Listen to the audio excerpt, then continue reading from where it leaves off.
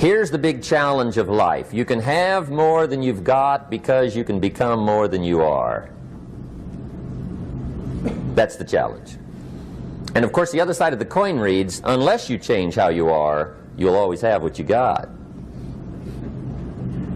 I have found in my experience that income does not far exceed personal development. Now sometimes income takes a lucky jump, but sure enough, unless you grow out where it is, it'll usually come back where you are. Life has strange ways. If somebody hands you $1 million, best you become a millionaire quickly, so you get to keep the money. Otherwise, sure enough, it'll disappear. Somebody once said, if you took all the money in the world, divided it up equally among everybody, it would soon all be back in the same pockets. Incredible. Success is something you attract, not something you pursue. Success is looking for a good place to stay. So instead of going after it, you work on yourself. Personal development. See, the major question to ask on the job is not what are you getting? The major question to ask on the job is, what are you becoming? See, the big question is not what am I getting paid here? The big question is, what am I becoming here? Because true happiness is not contained in what you get. Happiness is contained in what you become. So that's our major subject for tonight, personal development. Of all the assignments Mr. Schoaf gave me at age 25, this was probably the most difficult. In fact, I'm still working on this one. I think it's an unending challenge to see what you can become. The next subject is called Basic Laws. And it's good to study the basics. And I call these basics primarily because they come from the Bible. Now, I'm not a theologian or a minister, and that'll be apparent. But Mr. Schoaf taught me that the Bible was a good textbook for ideas and stories and success equations, how to live the better life. I found out that was true. He also taught me that the Bible is as practical as it is spiritual, and I found out that's true. If you look at your bank account and your income and you're not happy, there are several places in the Bible to check to see what the heck's wrong so you can make the changes. And we're going to cover some of those tonight, called basics. Okay.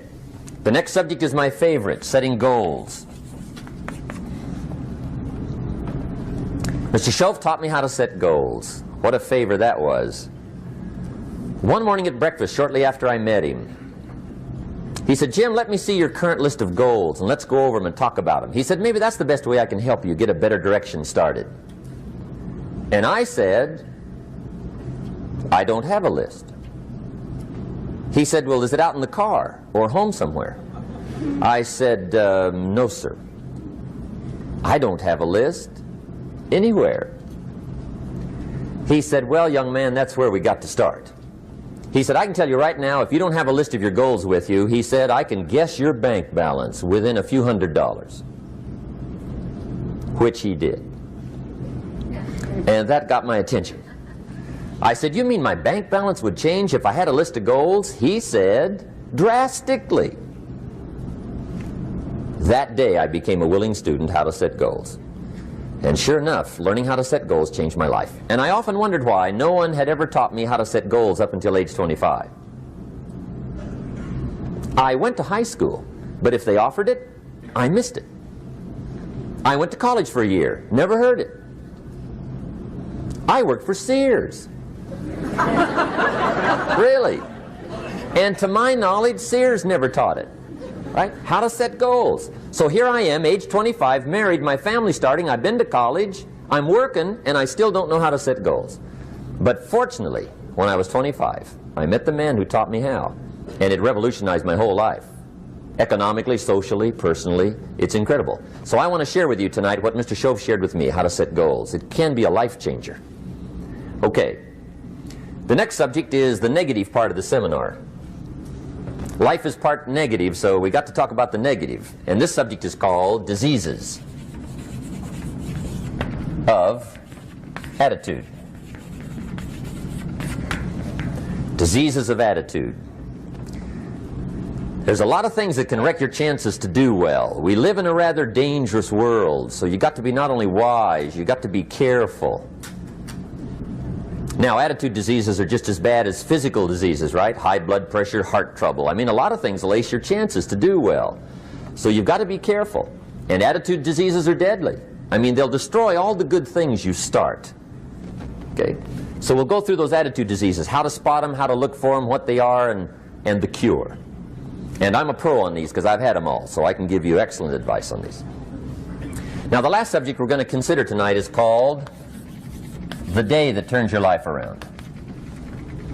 The day that turns your life around. And under this subject, we're going to talk about the emotions that can change your life. Human beings are emotional creatures, and emotions are powerful for life change. Now, of course, emotions are so powerful they can go either way on you. Emotions can either build or destroy.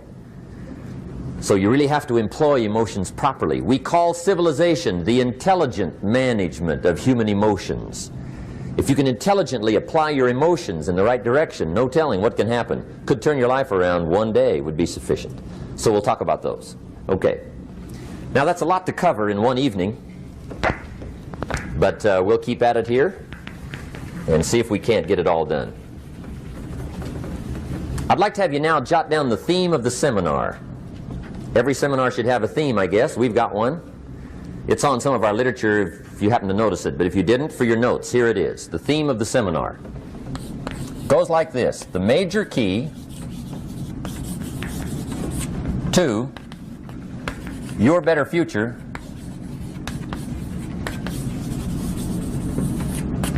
is you. That's the theme of our seminar tonight. The major key to your better future is you. And I'd like to have you underline two words just to give it some added punch. Underline the word major and the word you, so that it reads, the major key to your better future is you. Now, my first suggestion is transfer this to a card or something where you can put it up, where you can see it every day. Preferably put it up where you can see it at the beginning of the day, before you go off to put the day together. This is a good phrase just to glance at, to keep in mind as you're putting the day together. It's called the silent seminar. If you'll just let this talk to you during the day, I found it to be tremendously helpful. The major key to your better future is you. For a big share of my life now, I didn't have this one quite figured out. Among a lot of things I didn't have quite figured out. Many things used to puzzle me back in those early days. I used to wonder why two people could work for the same company, one make twice as much money. Now, see, that used to puzzle me. And maybe they were the same age, graduated from the same school, live in the same community, work for the same company, with the same products and the same services. They've got the same traffic, the same problems, and one makes $1,000 a month, the other one makes $2,000 a month. Now that was my puzzling question. Why would this long list be the same and the money twice as much? I asked, what's the difference between $1,000 a month and $2,000 a month? And I don't mean $1,000 a month, right? I could figure that out. But what makes the difference? Why would one person do twice as well, 3 times as well? Speaking economically. Now, I know there's more than one way to do well. I understand that. But in this little narrow area called compensation, what's the difference? Well, back then, with my faulty thinking, I'm trying to reason it out. I thought, well, maybe time makes some of the difference, right? Some people do better because they have more time. I used to say, Harold ought to be able to do well. He's got a lot of time. If I had all of Harold's time, I could do well. Now, that's got to be dumb, right? Number one, you can't get somebody else's time. A guy says to me one time, he says, you know, if I had some extra time, I could make some extra money. I said, then forget it. There isn't any extra time. Hey, when the clock strikes 12 midnight, that about wraps it up, right? I mean, you can look around the gongs there for a little more, but it's over. You say to the guy, what are you doing? He says, I'm looking for extra time. See, they'll come and take you away, right? There isn't any more time. Now, if you can't get more time, which you can't, what could you get more of that would make a difference in economic results? And here's the key word. Make it a part of your notes. We're going to consider it tonight. The word is value. And I have a little phrase for your notes. Value makes the difference in results. Value makes the difference. You can't get more time, but you can create more value. Now here's the first lesson of economics. Everybody should learn it from the time they're old enough to understand what a dollar means, how to earn one, how to get one, how to keep one, what to do with it.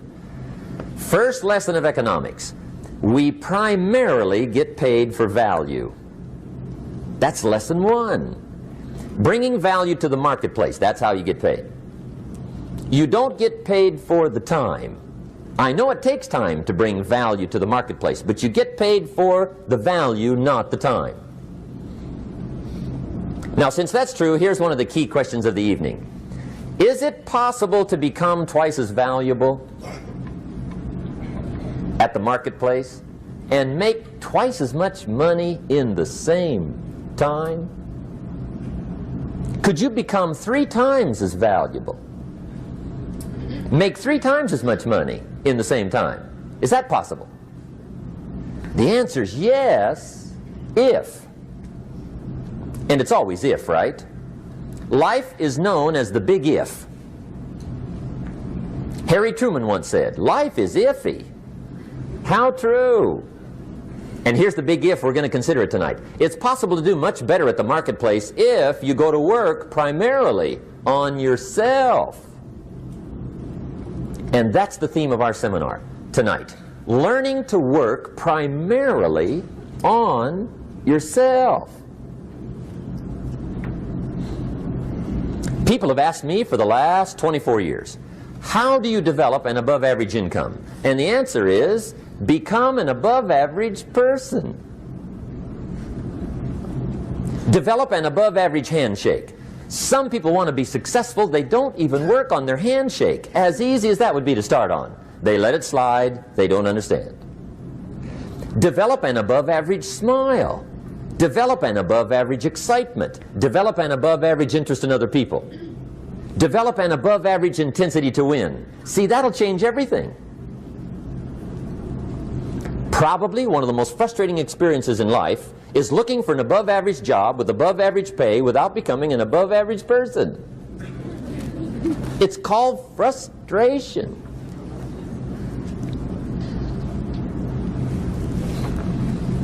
And Mr. Schoaf gave me probably the greatest clue he gave me when I first met him. He said, Jim, if you want to be wealthy and happy the rest of your life, just learn this lesson well. He said, learn to work harder on yourself than you do on your job.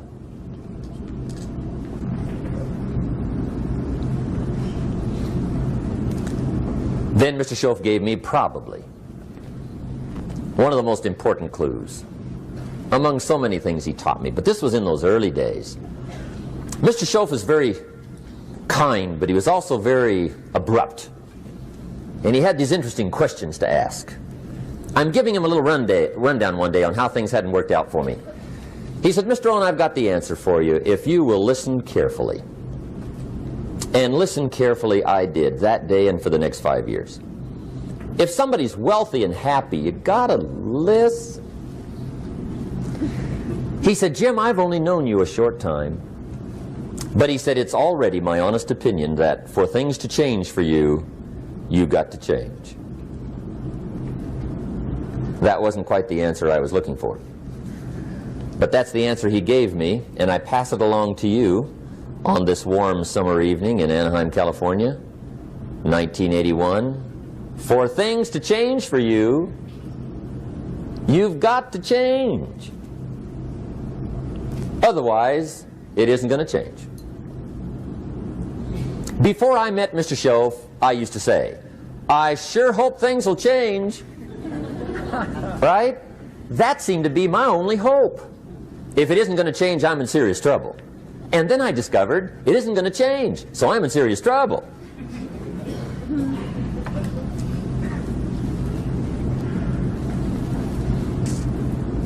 See, I can tell you what the 80s are going to be like. You have dropped into the right place. I did a seminar one time for Standard Oil executives and management in Honolulu. And we're having a conference one day on this big conference table. And one of them said to me, Mr. Rohn, you know some fairly important people halfway around the world. What do you think the 80s are going to be like? I said, gentlemen, I do know the right people. I can tell you. So they all listened very carefully.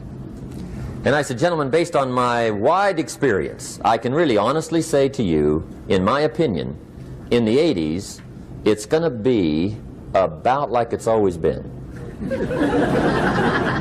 Aren't you glad you came? That's inside. I don't pass that around just everywhere. Now, of course, I said that to make a point, but I also said it because it's accurate. It's going to be about like it's always been. It isn't going to change. The tide comes in, and then what? It goes out.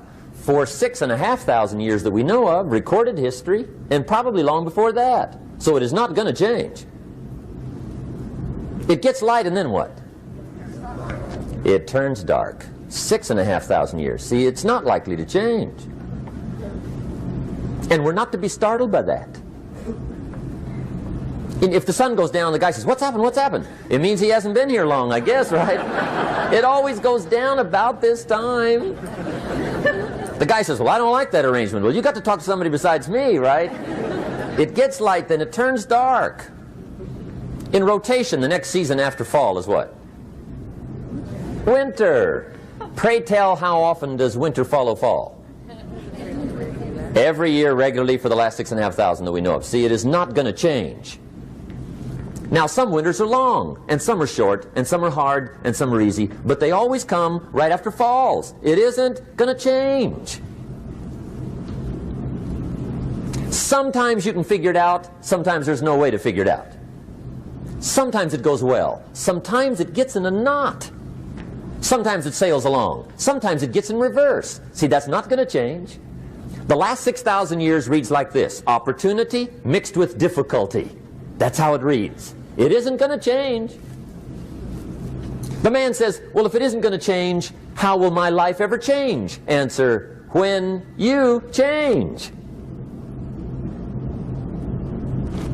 And whether I'm talking to high school kids or business executives, my message is always the same. And it goes like this: the only way it gets better for you is when you get better.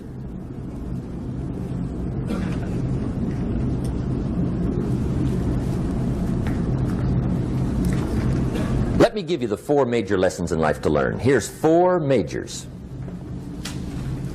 It's good to study the majors. In our weekend seminar we teach. Some people don't do well because they major in minor things. You've got to be on the lookout. At the end of every week, end of every month, you've got to check, make sure you're not spending major time on minor things. Okay, we go through that whole series. Majors and minors. Now, let me give you 2 phrases before we get to the 4 majors. This will set it up and you'll see where I'm going. 2 key phrases for your notes. Here's the first one. Life and business is like the changing seasons. That's the first phrase. Life and business is like the changing seasons. One of the best ways to describe life, it's like the seasons.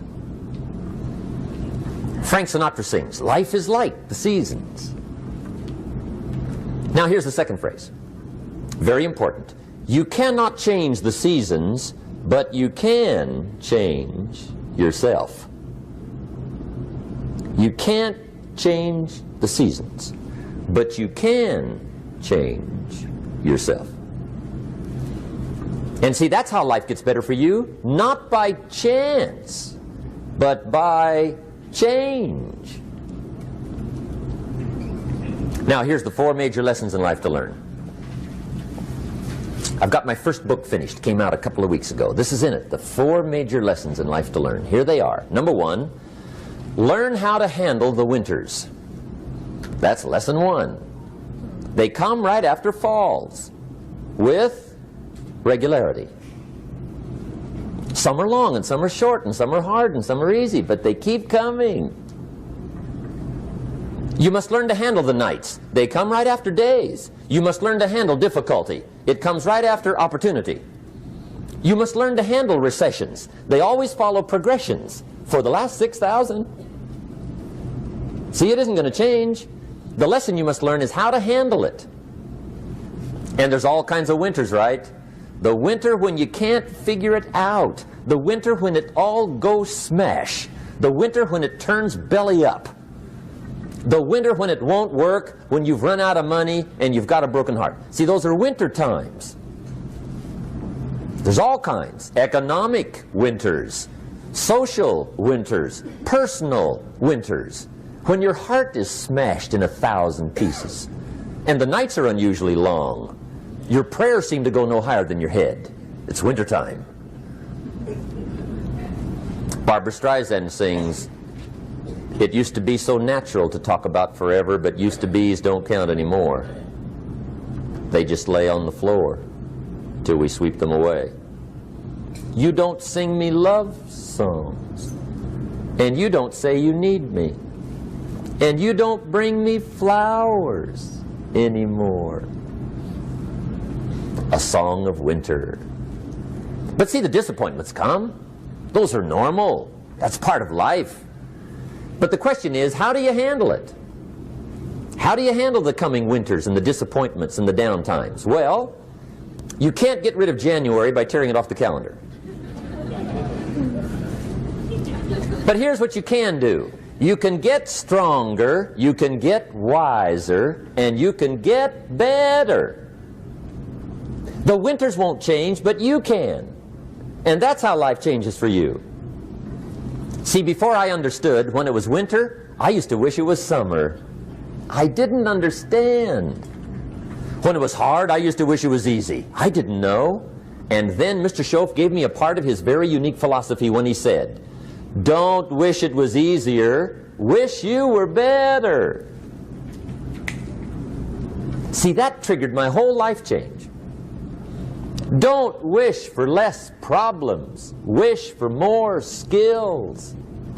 Don't wish for less challenge, wish for more wisdom. That's the key. So that's lesson one, learn how to handle the winters.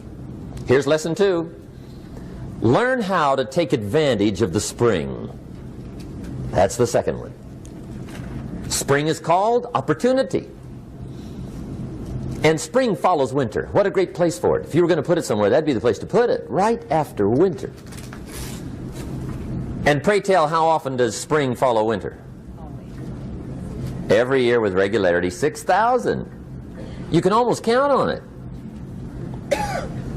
See, opportunity always comes. Days follow nights. Isn't that terrific? Opportunity follows difficulty. But here's what you must learn to do. Underline these two words in that key phrase. Take advantage. Underline those two. You must learn to take advantage of the spring. See, just because spring rolls around is no sign you're going to look good come fall. You got to do something with it. In fact, you have to get good at one of two things in life. Planting in the spring or begging in the fall. Or get somebody to do it for you. See, those are about the only alternatives. Now here's what else you must do. Take advantage of the springs quickly, because there's only a few. Just a handful of springs have been handed to each of us. They don't come forever. Life is fairly brief. So you got to read every book you can get your hands on what to do with your springs while they're here. And take advantage, they soon run out. The Beatles wrote, "Life is so short." And for John Lennon, it was extra short.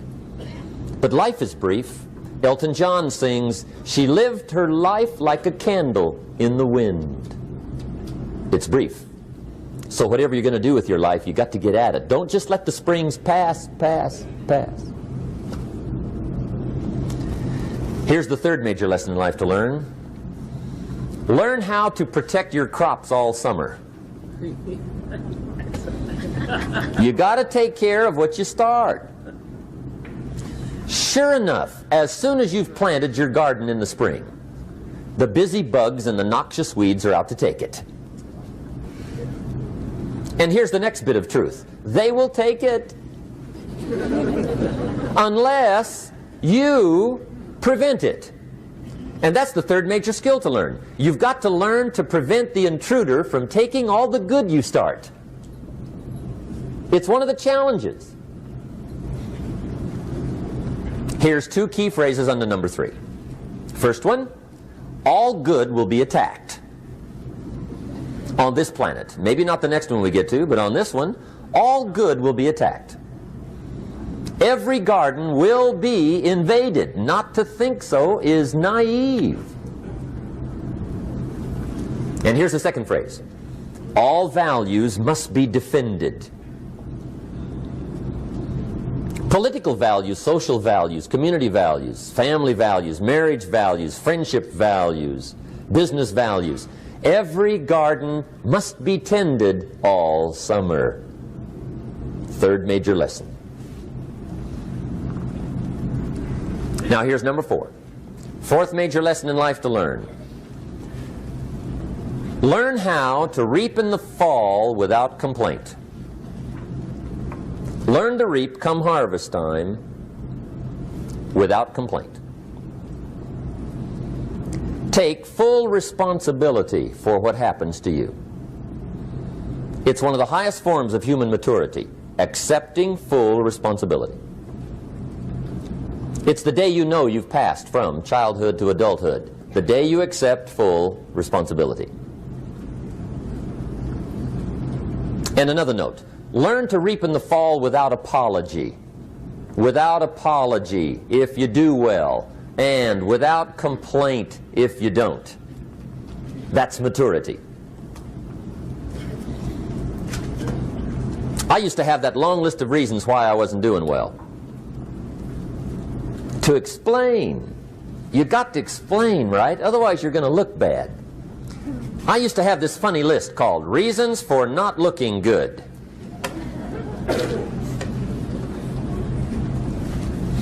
I used to blame the government. I mean, you can believe that or not. It was at the top of my list. I had a lecture second to none. The government. That was on my list. I used to blame taxes. Look what you got left after they take everything. And they expect you to do well. That was on my list there. Prices, that one's easy, right? You walk into the supermarket with $20, come out with a little half bag.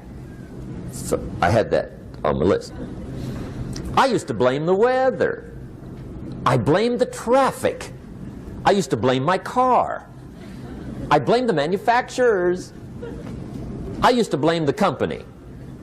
I blamed company policy. I used to blame the training program. I blame my negative relatives. They were always putting me down. I blame my cynical neighbors. They're just selfish, looking out for themselves. Won't loan you money? They were on my list.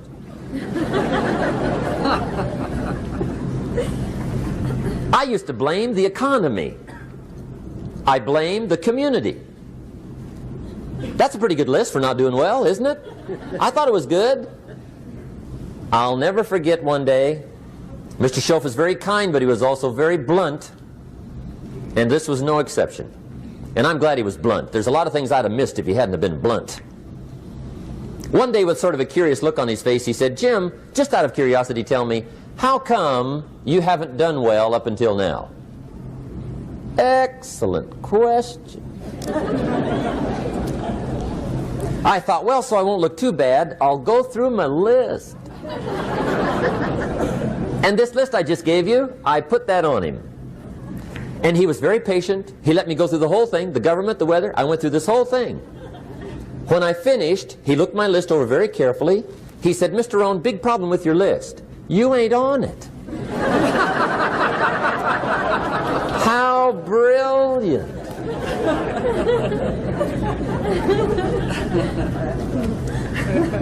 When I went to work for him a few months later, I learned very quickly to tear up my list, reasons for not doing well, and I threw it away. And I got me a fresh piece of paper. And I put one word on it. Me. There's a Black Heritage spiritual that says, "It's not my mother nor my father, nor my brother nor my sister, but it's me, O Lord, standing in the need of prayer." See, I used to blame everything outside. And then let me give you a little philosophy that helped turn my life around. For your notes, here it is. It's not what happens that determines the quality or the quantity of your life. It's not what happens. And the reason is because what happens happens to about everybody. No different. The sun went down on all of us last night. A common event, a happening. And I found out that the same things can happen to two different people. One gets rich and one stays poor. Why is that? It's because it's not what happens, but rather it's what you do that changes everything. So that's a key phrase. It's not what happens, it's what you do. What happens is about the same. You might put that in parentheses here. Same. What people do, that's what's different. Anything can happen, right? Everything can happen. I've heard all the stories. I've been one of the stories. Hey, we could all tell stories all night long, right? Happenings. Anything can happen. Have you heard of Murphy's Laws? Anybody here heard of Murphy's Laws? Okay, most of you have. Murph had these laws. One of them was, if anything can go wrong, it will. That's one of Murphy's Laws. He was not one of the great positive speakers of the day. But anyway, it's still true though, right? Anything can go wrong, everything can go wrong. For sure. I've fallen out of the sky so many times. Once to the tune of a couple of million. Devastating. Took me a while to survive that one. Now, it wasn't all that much, but it was all I had. Right? I mean, that's when it's much, right? When it's all you got. If you got 3, 2 go, you got 1 left, you ain't looking that bad. But when it all goes. Has anybody been there when it all went? Anybody? Come on, the rest of you liars. Go ahead. Hey, we've all been there, right? When it all went.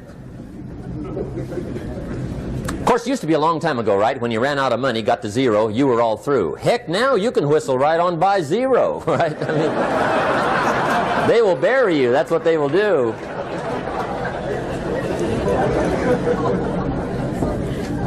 But see, those are the happenings, right? Everything can happen. Anything can happen. But it's not the happenings. It's what you do about it. Somebody says, yeah, but you don't understand the disappointments I've had. Come on. Everybody's had their share. Disappointments are not special gifts reserved for the poor. Everybody has them. The difference is what you do about them.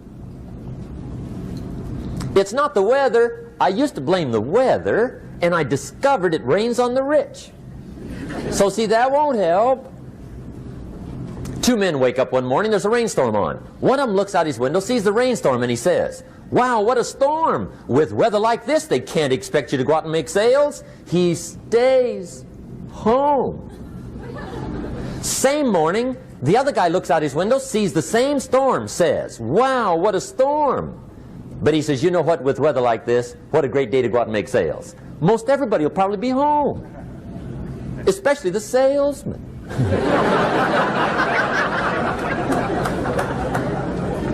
See, that's the difference in how your life works out. It's not what happens, it's what you do. So here's one of the key questions of the evening. Starting tomorrow, what are you going to do that'll make a change in your life's direction?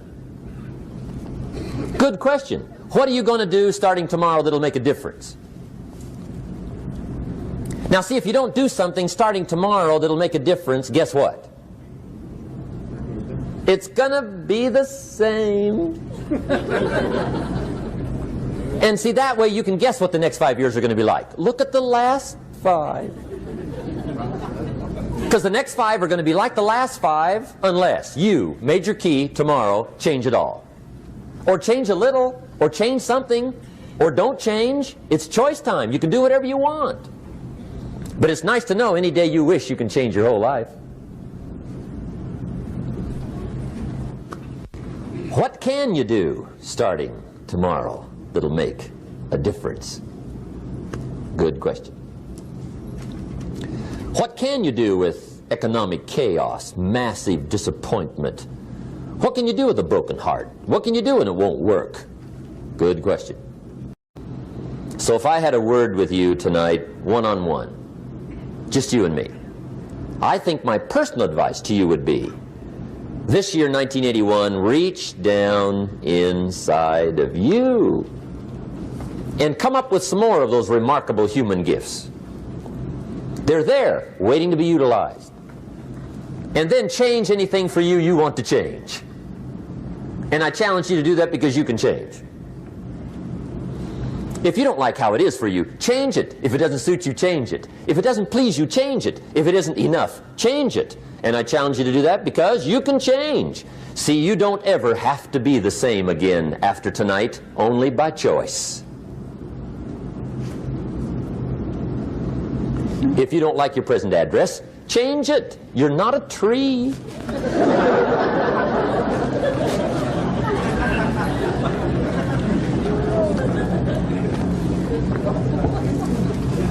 Now, let me give you 3 steps to personal development. Let's get down to the nitty-gritty. What does it take to really make the changes starting tomorrow? It takes more than philosophical pronouncement. I know that. It also takes more than enthusiasm. I know we're hearing a lot about enthusiasm these days, but see, that just won't do the job. We're still hearing the old cliches of the 30s, right? To be enthusiastic, you must act enthusiastic. But see, that's not going to help. After you have leaped about, there are some things you got to do, or it isn't going to change. See, you can get all excited about lifting 200 pounds till you get to the gym.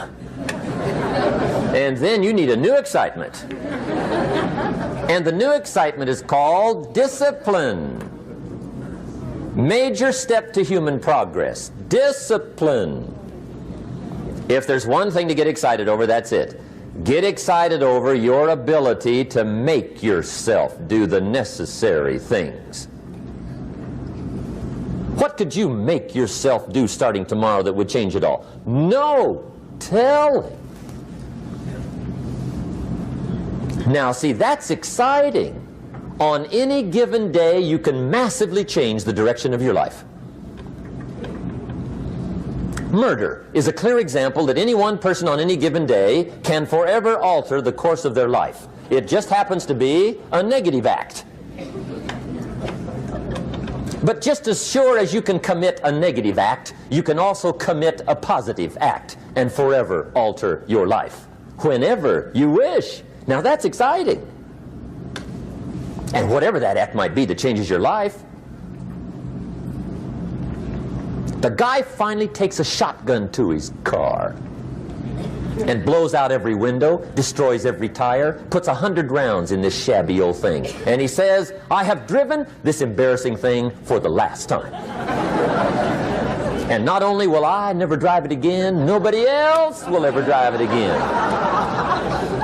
And he lets that shuddering thing stand there for a while as a monument to the day he said, today my life changes. Now who can do that? Anybody. When can you do it? Whatever day you pick.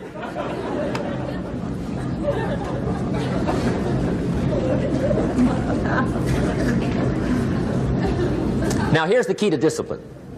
Start with the little disciplines, get excited over the little disciplines, and get right on those, because those will lead to the big ones. You can't handle the big challenges in life unless you take on the little ones. Make a list of all the things you can do, get right on those, discipline yourself for those, both for the results and for the muscle and for the practice, so that when life hands you some big challenges, you'll be ready, you'll have the muscle. But see, if you don't handle the small ones, you can't take care of the big ones. Okay, here's what else it takes for life change. Self-motivation. Key phrase, self-motivation. I don't know why we call it self-motivation. It's really the only kind there is. You've got to motivate yourself.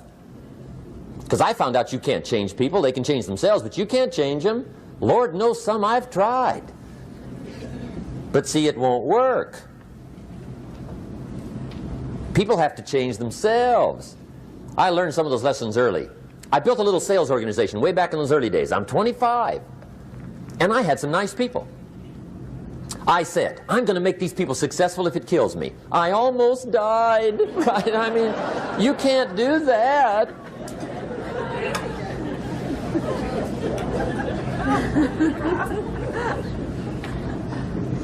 See, I've discovered this. Good people are not trained, they're found. You find good people. You don't make them good, you find them good. Training really is for the purpose of finding good people. You don't need much instruction for a good person.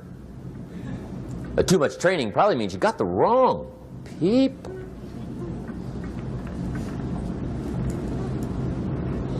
So you got to find the right people. That's the key to getting a good job done. One of the major things we learn in management, lesson 1, don't send your ducks to Eagle School.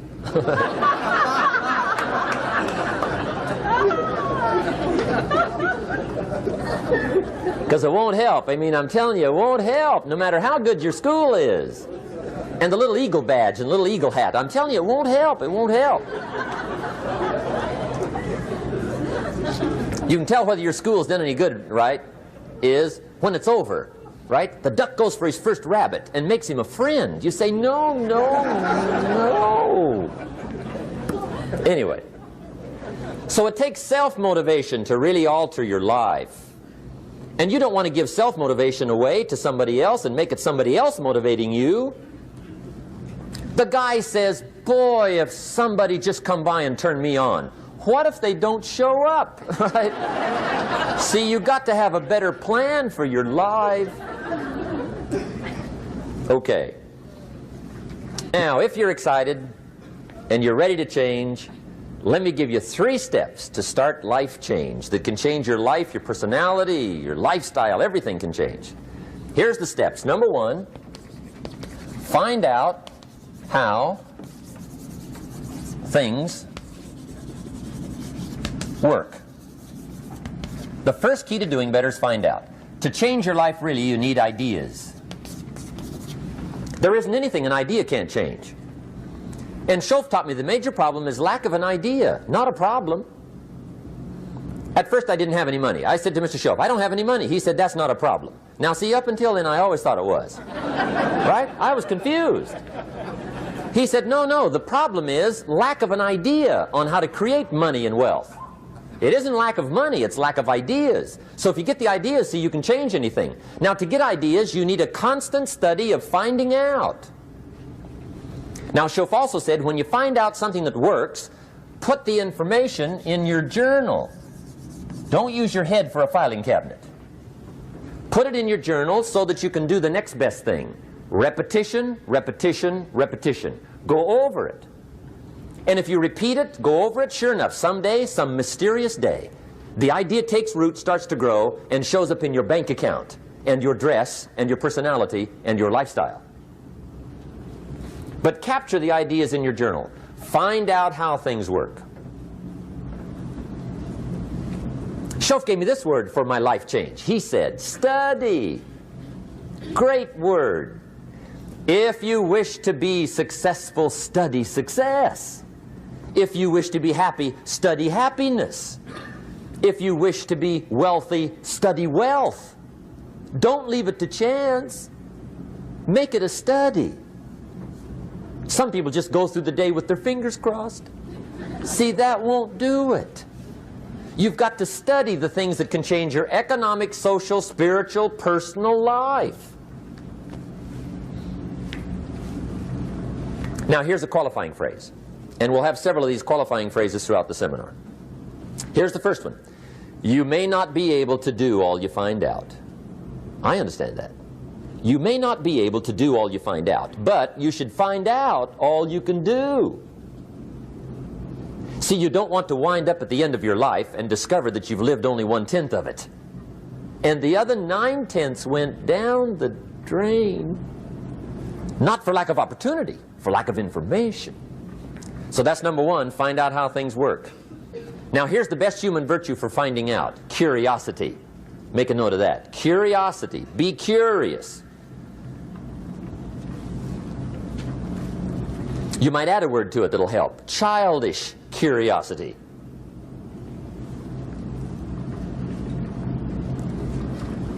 What will kids do if they want to know something bad enough? Bug you. That's the phrase. They can ask 1,000 questions. You think they're through? They got another 1,000. They'll drive you to the brink. It's a virtue. when you got to know. Be like a child.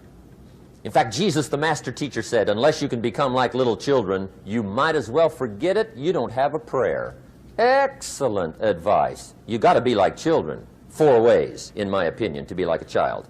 Number 1 is curiosity. Number 2 is excitement. Get excited like a child over your ability to make yourself do anything for change.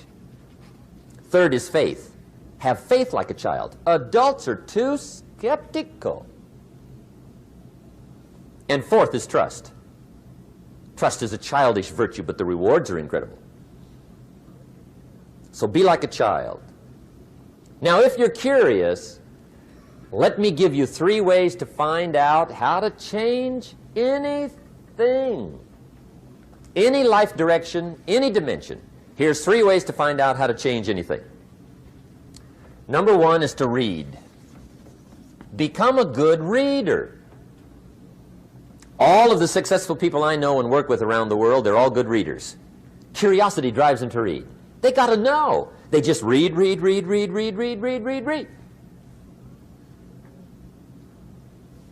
Become a good reader. Now, that's my opinion. Listen to the other lecturers and listen to me and make up your own mind. Don't be a follower. Be a student. Okay? I say, really, for life change, you got to read. One way to learn is from your own experiences, but another way to learn is from other people's experiences.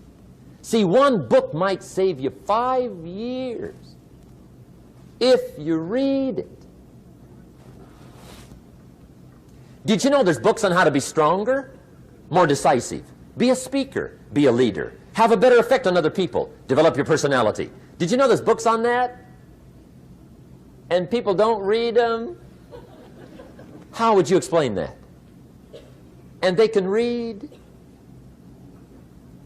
Did you know that hundreds of successful people have written their stories in books and they wrote down how they did it and people don't read it? How would you explain that? The guy's busy, I guess. You know, you get tied up. The guy says, well, yeah, you work where I work. By the time you struggle home, it's late. You got to eat a bite of supper, watch a little TV, get to bed. You can't sit up half the night reading. And the guy's behind on his car payment.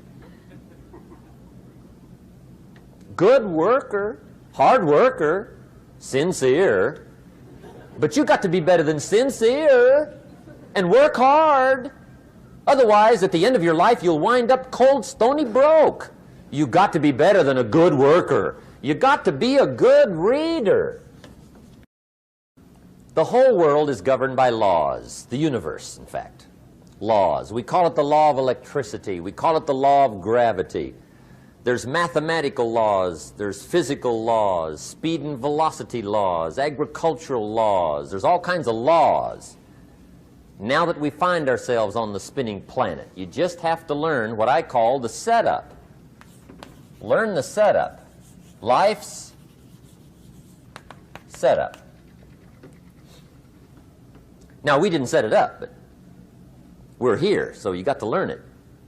And we should learn the setup for 2 basic reasons. Number 1, to keep from getting hurt. It's one of the major reasons for learning, so you won't get hurt.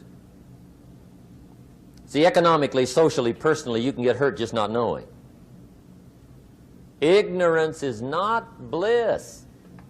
Ignorance is poverty. Ignorance is tragedy. You got to know, or you're going to get hurt. It's good to know not to walk out the 10-story window. That's excellent information. Now, what if a guy didn't know and he walks out? Now he's dead at the bottom. Somebody says, well, the poor guy didn't know.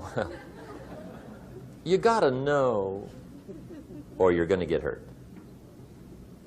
Okay. Now, here's a parenthesis. You don't have to like the setup. I don't ask you to like how it is. That's not what's important. But it is important to learn how it is.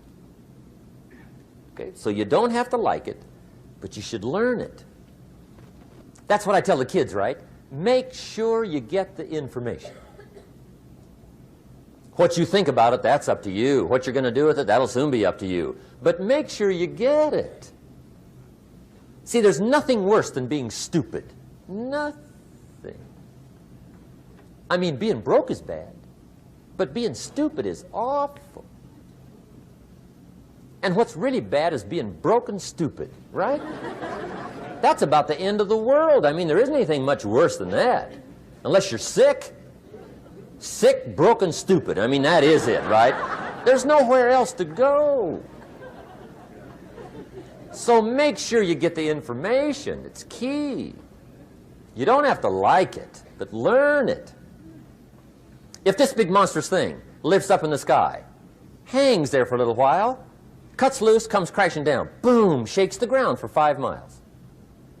And then this big monstrous thing lifts back up in the sky, hangs there for a little while, cuts loose again, comes crashing down, boom, shakes the ground for 5 miles. It just keeps doing it, this big monstrous thing, lifting up and then crashing down, boom. Now, you might come along one day and say, that's got to be a stupid arrangement, which is okay. You're entitled to your opinion. But the first thing you should learn to do is get out from under it, right? That's number one. You might have a great moral argument. You might want to shake your finger at the sky, but do it from over there, right, so you don't get smashed. It's called your basic smart.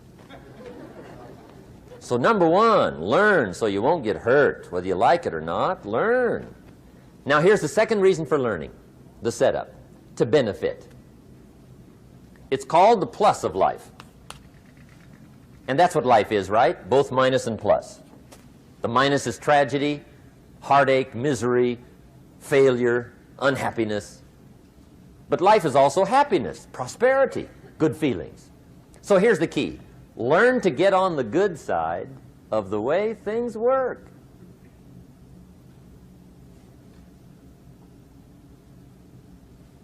Now here's 2 of the basic laws, and we'll take our break. Shof taught me these. They come from the Bible. Now again, I'm an amateur, okay? When it comes to the Bible, I'm not a pro. So you'll sort of have to take my way of putting it. But here they are. The first one is the law of use. The law of use. And it goes something like this. Whatever you don't use, you lose. Lack of use causes loss.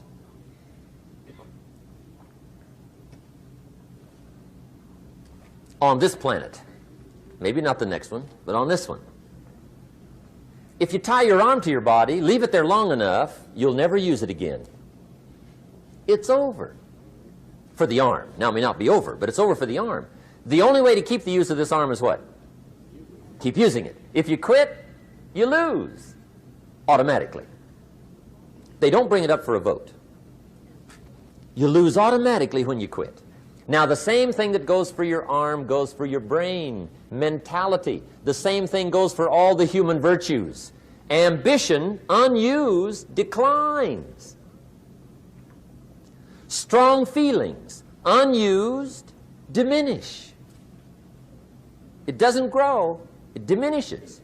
Faith, unused, decreases. It's a law. Vitality unused diminishes. Energy unused decreases. The guy says, well, I'm going to save up my energy. You can't do that. That's like trying to save today, put it on the end of the year. See, you can't do that. They'll come take you away. If you don't use today, what? It's lost. The guy says, well, I'll work twice as hard tomorrow to make up for it. See, that's foolish. You could have done that anyway. Today unused is lost. A talent unused is lost. An ability unused is lost. So here's one of the key expressions of the evening. Take a new inventory of yourself. Starting tomorrow, new project. Take a new inventory. And make sure that all of your talent and ability and mentality and ingenuity and vitality and strong feelings, faith, courage, make sure that all you've got's being used. Otherwise, you lose. Now, one of the best illustrations of the law of use is a Bible story called the Parable of the Talents. The talent story. Interesting story if you haven't read it in a while. Just review it. It's a good story. An ancient story. It says there was a master with 3 servants. He got them together one day and he said to the 3, I've got these talents. And in those ancient days, a talent was a measure of gold. And he said to the 3 servants, take these talents and see what you can do with them while I'm gone. He said, I'm taking a journey and I'll be gone for a while. When I come back, we'll get together, go over the book, see how you did. He said, here's 5 of these talents for you. 5. Here's 2 of them for you. 2. And here's 1 for you. 1. The master said, take those talents, see what you can do with them. When I come back, we'll get together, we'll go over it all. The servant said, okay, master takes off. According to the ancient story, the master comes back from his trip. When he gets back, he gets the 3 servants together, and as he said he would, he asks, how did it go with those talents? You were 5. What happened? That servant said, well, I took the 5 talents you gave me, and I put them to work. A little shaky at first, but he said things finally got rolling. And he said, I poured it on. And he said, my talents grew to 7, 8, 9, 10. He said, I doubled my talents from 5 to 10. Books will show. Master said, one heck of a job. Or something like that. He said, I gave you 2 talents. What happened? That servant said about the same thing happened to me. I put those 2 talents to work, poured it on. They grew to 3 and then to 4. He said, I doubled my talents from 2 to 4. Books will show. Master said, well done. He said, I gave you 1 talent. What happened? That servant said, well, I took the talent you gave me, and I carefully wrapped it, and I dug a hole and buried it. And camouflaged it, I suppose, right? So nobody would steal it. And he said, fortunately, nobody got it. And he said, I knew you were going to be here today, so I dug it up. Here it is, safely wrapped. I did not lose it while you were gone. According to the ancient story, the master said, take that talent away from him and give it to the man that's got 10. Now you might say, well, I don't like that arrangement. The poor guy's only got 1 talent. He's already got 10. It ought to be more even. Remember, I didn't ask you to like it. But this one I would ask you to learn, because it simply means whatever you do not employ, you forfeit. It's a law. So learn well the law of use. Now here's the second one, and we're going to take our break. Second law from the Bible. This one we've heard since we were small, I'm sure. It's called the law of sowing and reaping. In fact, we've probably heard it so often we could quote it. It says, whatever you sow, what? You shall reap. Fairly blunt, hopefully clear. Here's my first suggestion on the law of sowing and reaping. Don't try to beat it. You might as well try sitting on the sun in the morning. Keep it from coming up. You'll have better luck. Whatever you sow, you reap. Now, for a fair share of my life, I'm a bit mixed up on how all this applies. Among a lot of things I was mixed up on. I knew I wasn't reaping too good. That I understood. My problem was I was confused about what was causing it. Remember me with the funny list? I thought those are the reasons why it isn't working out well. And then Mr. Schoaf gave me the clue that helped me figure it all out. He said, Mr. Rohn, I have another answer for you. There's another way to quote this law that'll show you where the problem is so you can go to work on it right away. All you need to know is where the problem is. Then you can go to work on it. So he quoted me the law another way, and I found out what my problem was. Here's the way you quote the law. Whatever you reap is what you've sown. Now I knew what my problem was. Whatever you reap is what you've sown. If you don't like the crop, who do you look up? Answer, whoever planted it. And where do you find who planted your crop? Answer, in the mirror. What I finally learned to do come fall was to go to the mirror. That's where you go. And if necessary, you say, a few skinny carrots? I got to be unimpressed. Where were you last spring? Asleep. Didn't you read the books? Did you break your hoe? Let me give you 7 key points to the law of sowing and reaping. Let's tick right down through the list of 7, and it'll be break time. 7 points to sowing and reaping. Here's part of the philosophy that really helped me to make some changes in life direction. Number 1, the law of sowing and reaping is negative. That's number 1, which simply means if you sow bad, you reap bad. Now, this is kind of 3rd grade, but it doesn't hurt to go over the basics. If you plant thistle seeds, you don't get pumpkins. Honest, no use looking for pumpkins. John says, how come no pumpkins? Come on, John. The law's negative. That's how come. Now, here's number 2. The law's positive, which simply means if you sow good, you reap good. If you plant pumpkin seeds, you don't get thistles. Not from pumpkin seeds. Mother Nature won't pull tricks on you over in the corner snickering and pushing you thistles and you planting pumpkin seeds. She won't do that. You will get pumpkins from pumpkin seeds, and the reason is because the law is positive. Now, here's number 3. I got excited when I found out the full dimension of this. See, you do not reap what you sow, but rather you always reap much more than what you sow. So the 3rd key word is more. You don't get back what you put out. You get back much more than what you put out.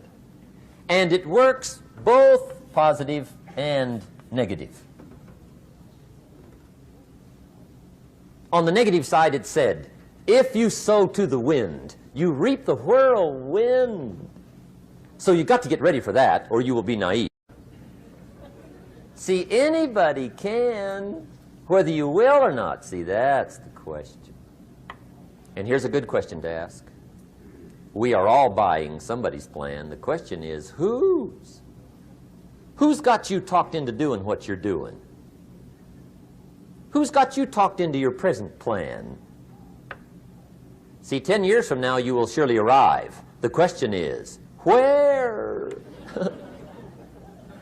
But see, anybody, if you want to, can go searching for a good plan, pick it, and start working it. And sure enough, as the time passes, as it surely will 5 years from now, 10 years from now, then you'll be winding up wearing what you want to wear, driving what you want to drive, living where you want to live, become what you want to become. But now's the time to fix the next 10 years. And who can? Anybody. Here's number 6. The 6th key to sowing and reaping. This is leveling with you now, as we promised to do. There's one thing better than the truth, and that's the whole truth. And here's part of the whole truth of the law of sowing and reaping. Number 6 is, you could lose. There are times when you just lose, no matter what you do. It's that kind of planet. You reap what you sow. Yes, but... What does that mean? Yes, but... Well, the farmer plants his crop in the spring, takes care of it all summer, loves his family, works 10, 12 hours a day, 6, 7 days a week, is an honorable man. Come fall, he's got a beautiful crop, and he deserves every bit of it.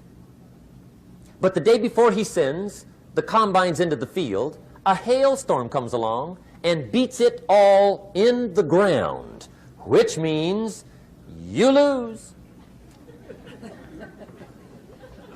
Somebody says, well, what did he do wrong? Answer, nothing. It's just that kind of planet.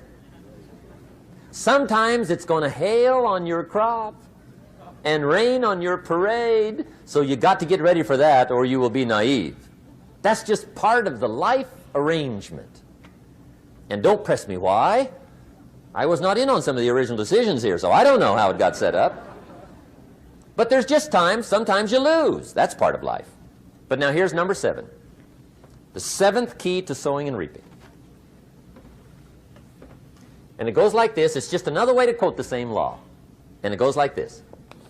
If you don't sow, that's just another way to quote the law. If you don't sow, what? You don't reap. You don't even have a chance. So if you looked at your game plan tomorrow, you might come to the quick conclusion, I got to get some sowing going. How true. Get you some sowing going. And remember, you've got plenty of time. You've got all the time there is. Some people spend enough TV time to make a fortune. The latest article on television watching in this country, according to the latest article, the average television is on in this country in every household 7 hours a day, called the Big 7. I asked a guy one time what his TV cost. He said about $450. I said, you forgot to look at the price tag. He said, what do you mean? I knew he was a TV watcher. I said, that television costs you, in my opinion, at least $12,000 a year. To watch it, not to own it. Owning it's cheap. Watching it is what's expensive. And I said, hey, $12,000 a year is too much to pay to watch TV. That's too much. Pay a little, but not $12,000. And he's the guy that said, I hope pay TV never comes.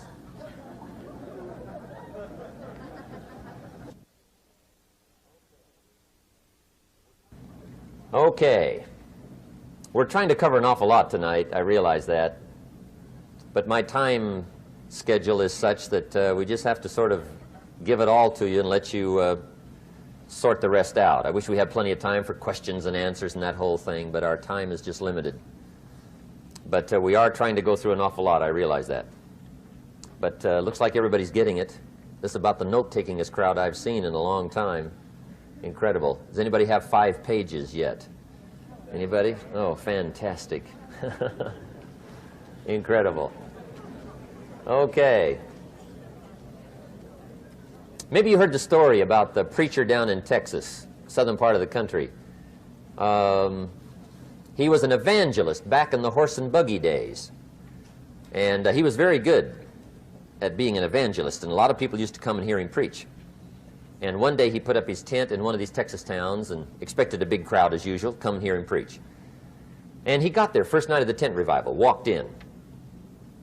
7:30, time to start. And to his surprise, the tent was empty. He thought, well, something must be drastically wrong. So he waited till 7:45, nobody showed up. 8 o'clock, zip. Finally, 8:15. One lone cowboy wandered up on his horse, tied his horse up outside, came in, sat down on the front bench, right, waiting for something to happen. The preacher thought, well, at least I better go down and talk to the cowboy. So he walks down, talks to the cowboy, and he says, cowboy, I'm the preacher. And he said, I don't know what to tell you. Something's gone wrong. He said, this tent was supposed to be full of people. He said, I'm embarrassed. He said, you're the only one that showed up. And he said, I really don't know what to do. And the cowboy said, well, I'm not a preacher, so I really can't tell you what to do. You know, he said, I'm just a cowboy. But he said, I know this, if I went out to feed my cattle and only one showed up, I'd at least feed it. The preacher thought, hey, the cowboy is right. If you've got a good idea to share, you should share it, if there's 1 or 1,000. So he got kind of inspired by this conversation, and he jumped up on the platform and started to preach, as if the tent was full of people, just exploded. And he went for an hour and 15 minutes, just kept rolling. Finally, he quit. And when he finished, he came down off the platform and talked to the cowboy again. Says, well, cowboy, what did you think of my sermon? And the cowboy said, well, I'm not a preacher, so I really can't tell. You know, he said, I'm just a cowboy. But he said, I know this. If I went out to feed my cattle and only one showed up, I'd feed it, but I wouldn't dump the whole load on it.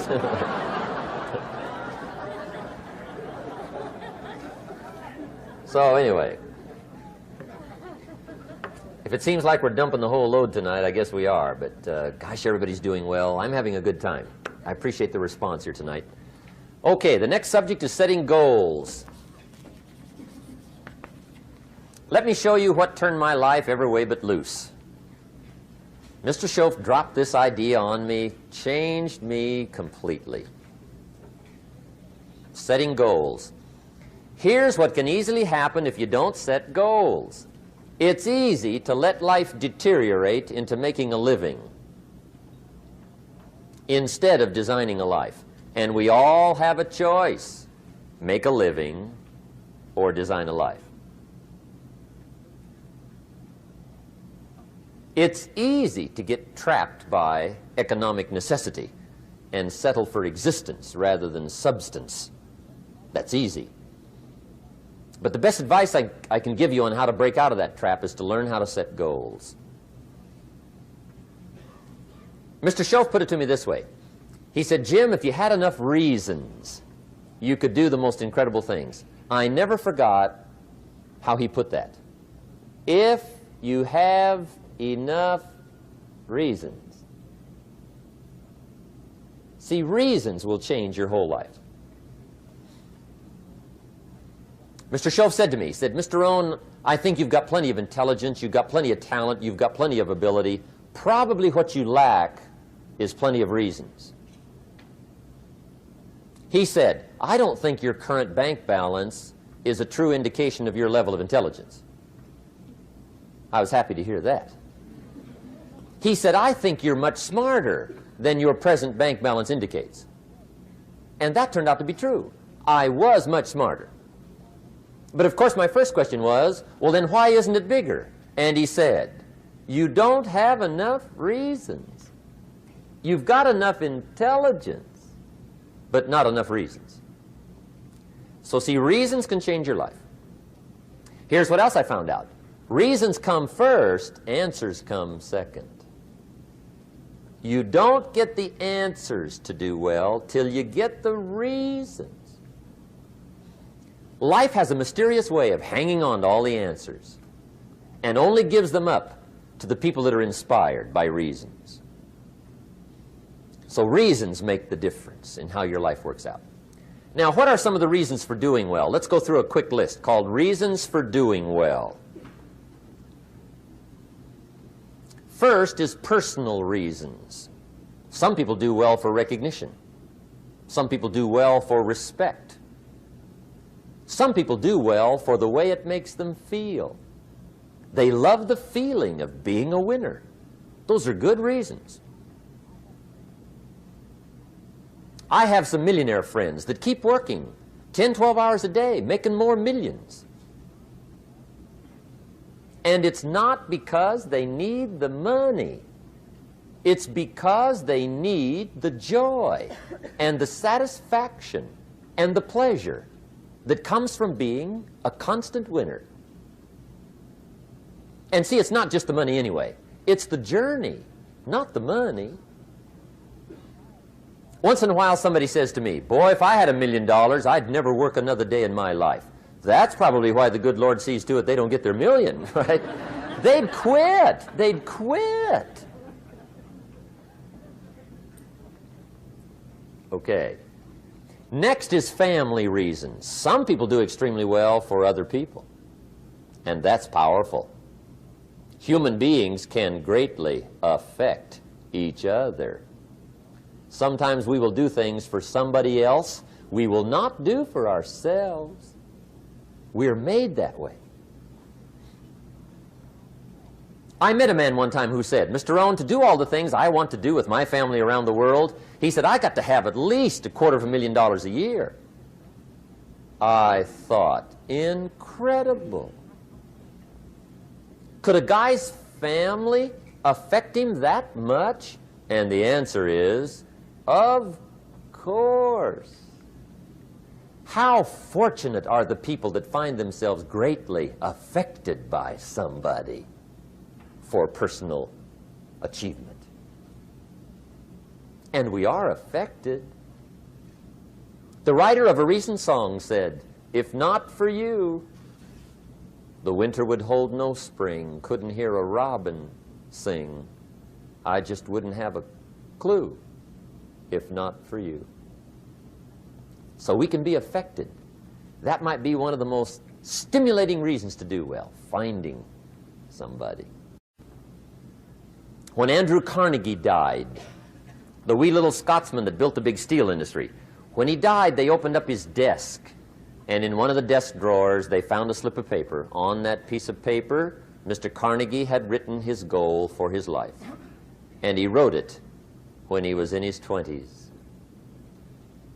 And on that piece of paper, it said, "I'm going to spend the first half of my life accumulating money. I'm going to spend the last half of my life giving it all away." What a goal. He got so inspired by that goal that the first half of his life, he accumulated $450 million. And the last half of his life, he gave it all away. Good question tonight. What's got you turned on? What's got you bombed out of sight to get up early and stay up late and hit it all day? Next question. What's got you turned off? When I found the answers to those two questions, my life exploded into change. I finally found out what had me turned off, and I got that cured. And then I got me a long enough list of reasons to turn me on. And once the lights went on for me, age 25, they've never gone out. I've fallen out of the sky a few times, but I've never lost that drive to make something unique out of my life. See, reasons altered my whole life. Now, there's another list of reasons called nitty-gritty. Hard little reasons.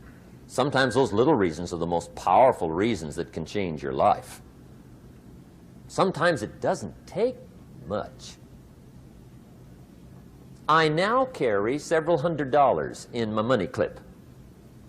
It's only a few $100s, but it was one of those reasons turned my life around. Just before I met Mr. Schoaf, I heard a knock at the door. I go to the door, and there's a little girl standing there about this tall selling Girl Scout cookies. And she gave me one of the finest sales presentations I've ever heard. Special deal, several flavors, this whole package of stuff, $2. And with a big smile, she very politely asked me to buy. And I wanted to. Big problem. I'm broke. I don't have $2. And to this day, I can remember the pain and the embarrassment. I'm a father. I'm a husband. I've been to college. I'm working. I'm 25. I don't have $2. And I didn't want to tell her that for some reason. So I did what I thought was next best. I lied to her. I said, "Hey, look, I've already bought lots of Girl Scout cookies.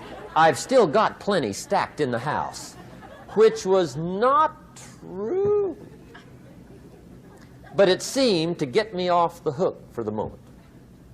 She said, "Well, gosh, that's wonderful. Thank you very much." And she went away. When she left, I closed the door, and that was the day I said to myself, I don't want to live like this anymore. I've had it with lying, and I've had it with being broke. I'm never going to let this happen to me ever again. I promised that day I would work as hard as possible and would always carry plenty. It took me a little while, but now I do. It was one of those reasons. And I guess I carry plenty for two reasons. One is the way it makes me feel. but also in case I bump into another Girl Scout selling cookies. Right? I'm ready.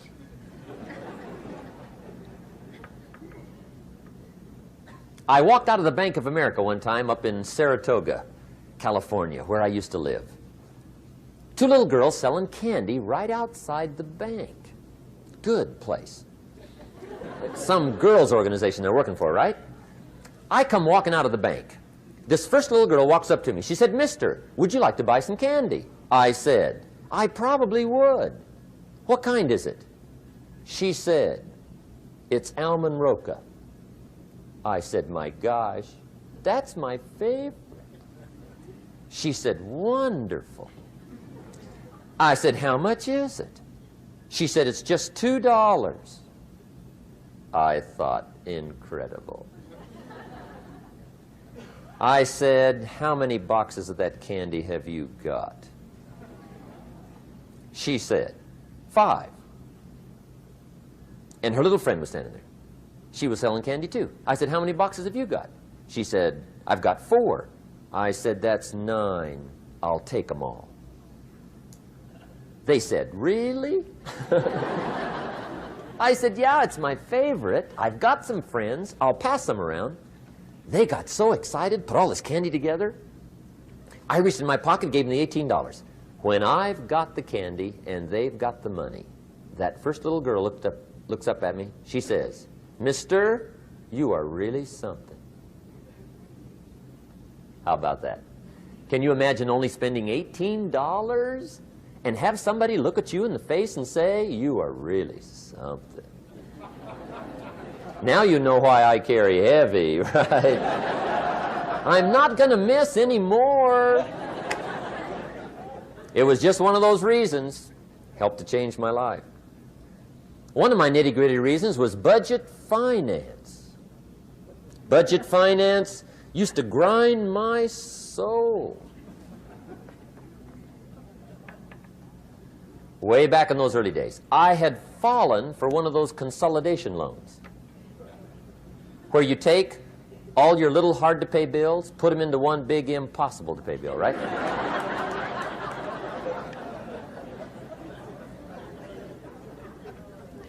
I would get 4 or 5 payments behind. This one guy used to call me day and night.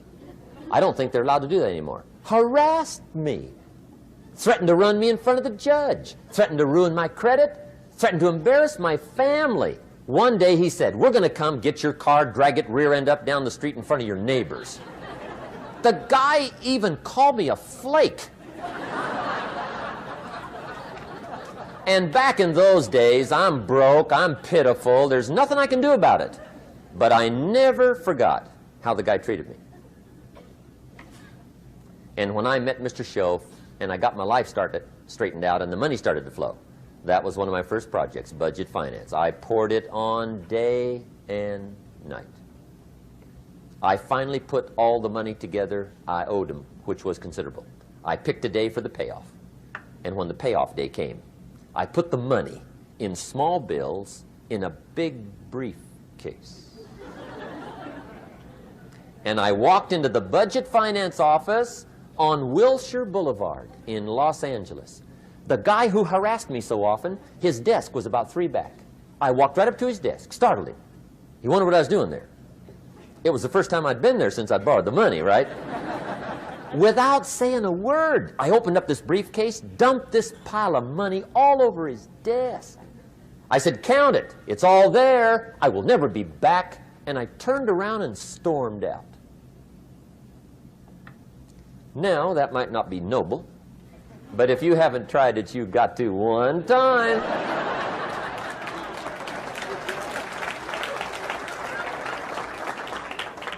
It can be the day that turns your life around. All you need is a reason that turns you on.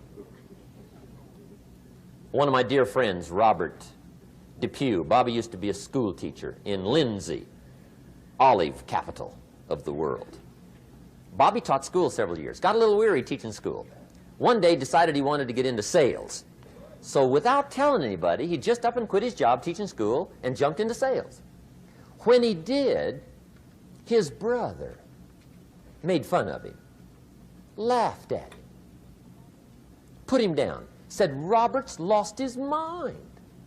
Had a good job teaching school. Now he thinks he's a salesman. He's going to go down the drain, lose everything. Just put him down something fierce. Bobby said, the way my brother acted when I got into sales, he said, that made me so mad. I decided to get rich. And my question for you tonight is it possible to get that mad? Of course. Wealth is not a matter of intelligence. It's a matter of inspiration. Today, Robert happens to be one of my millionaire friends. Bobby's rich.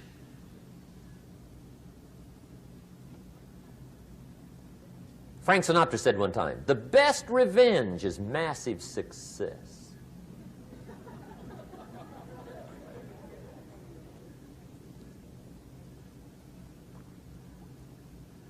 Hey, get you a long enough list of reasons so that after tonight you never lack for inspiration. You might not have all the answers right away, but you can get the answers if you can get the reasons. Now, let me give you a little simple formula for goal setting. Okay? We take 2.5 hours on the weekend for the whole 10-year plan. We don't have time for that tonight. But let me get you started with a little simple formula Mr. Schoaf gave me. And maybe this will be helpful. First of all, I've divided goals into two parts. First is long range. Long range goals. That's your dreams. Your dreams for the next 3, 5, 10, 20, 30, 40 years. Actually, the rest of your life. Your dreams. You've got to keep dreaming. Ronald Reagan, president, said to the joint session of Congress a few weeks ago, the Republic is a dream. And if we don't keep dreaming, we will lose the Republic.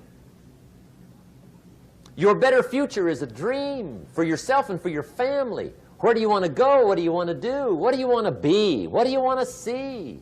You've got to dream dreams. There's a Bible phrase that says, without dreams and visions, people perish. You've got to have something to go for that inspires the heart and the soul.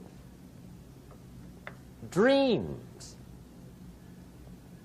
From the children of Sanchez, it says, take the crumbs from starving soldiers, they won't die. Take the bread from hungry children, they won't cry. But without dreams, we all will die. You've got to dream. Don't lose your dreams for yourself, for your future, for your family. The dreams of love and enterprise and travel and doing things, becoming something unique on your journey here. Don't lose your dreams. Do some dreaming. That's long-range goals. You've got to have those. So that's number one. Here's the second part of goals, short-range. Short-range goals. That's your goals for tomorrow, this week, this month, this year, the immediate future. We call these confidence builders. Because if you set up something short-range, go for it, get it, latch onto it, work hard, accomplish it. That starts building your strong feelings to go for your dreams. Now, I've divided goals into 3 categories. Here they are. Number 1 is economic. That's your goals for money, income, business, profits, production. Economics. Make sure you've got your economics well planned. Economics plays a major role in everybody's life. Economics is major, which means it ought to be meticulously well planned for tomorrow, this week, this month, this year, long range. What if you asked somebody tomorrow if you could see their meticulously well-planned list of economic goals? What would they probably say? They'd say, you some kind of a nut? You must be weird. Hey, I found out what success is. Success is doing what the failures won't do.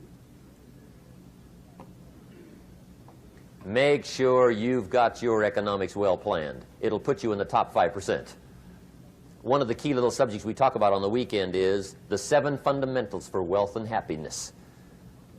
And that's one of them, well-planned economics. It's a fundamental if you want to do well. Join the top 5%. Anybody in this room can join the top 5%, if you will. Okay. Now here's the second category of goals, things. Make a list of the things you want. And on my list of things, now I put everything. Little things as well as major things. Doesn't matter how small it is, it goes on my list. I used to just put major things, cars, homes. I don't do that anymore. I now load my list with everything. Everything. And the reason is, part of the fun of having a list is checking it off. That's it. Boy, at the end of the day, if you can go, got it, got it, got it, got it, got it, got it, whatever it is, right? You get into the habit. So load up your list, the things you want. Now, when you check off something major, celebrate. That's an important point to make. Celebrate your achievements. Live it up. Have a party when you reach something you've worked for a while. See, we all grow from 2 experiences. One is called the pain of losing. The other one is called the joy of winning. We need both of them. Amplify them as much as you can, which also means make losing painful. If you set up something, fooled around, didn't get it, put it on yourself. On the other side, if you did get it, congratulate yourself. Self-congratulations is a sign of maturity. Seeking congratulations is a sign of immaturity. But hey, winning and losing, see, that's what it's all about. That's the name of the game. Now, some people lead such mediocre lives, at the end of the day, they don't know whether they're winning or losing. They got no clue. Guy's just going through the day with his fingers crossed. There's a better way. Okay, here's the third category of goals, personal development. Put those goals together. Personal development goals. That's your goals to be stronger, more decisive, be a speaker, be a leader, learn a language, all kinds of skills. Okay? The whole weekend seminar was designed to improve all your skills so that you walk away more skillful. And that's what you want, the personal development skills. That's what attracts, that's what brings good things to your life, the person you become more skillful. Now, this is quite a package to work on. Economics, things, personal development. For tomorrow, this week, this month, this year, long range. Okay? That'll get you started. Now, here's the simple formula for setting goals. It goes like this. A, work on your goals. That's step 1. Work on them.